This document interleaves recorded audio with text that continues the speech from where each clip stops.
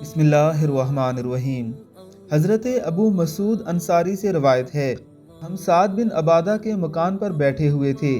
اسی اثناء میں حضور علیہ الصلاۃ والسلام تشریف لے آئے تو حاضرین محفل میں سے بشر بن سعد نے عرض کیا، ہمیں اللہ تعالیٰ نے درود پڑھنے کا حکم دیا ہے، یا رسول اللہ صلی اللہ علیہ وسلم، ہم کس طرح آپ علیہ الصلاۃ والسلام پر درود پڑھیں؟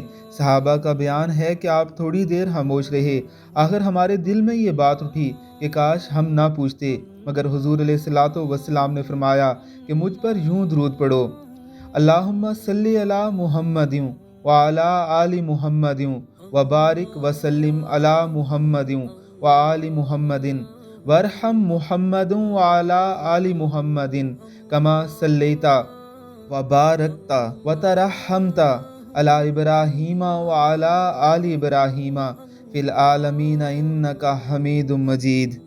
اے اللہ، درود نازل فرما سیدنا محمد اور سیدنا محمد کی آل پر، اور برکت و سلام بے سیدنا محمد اور محمد کی آل پر، رحمت فرما سیدنا محمد کی اولاد پر، جیسا کہ تو نے درود و برکت اور رحمت نازل فرمائی سیدنا ابراہیم اور آل سیدنا ابراہیم پر سارے جہانوں میں۔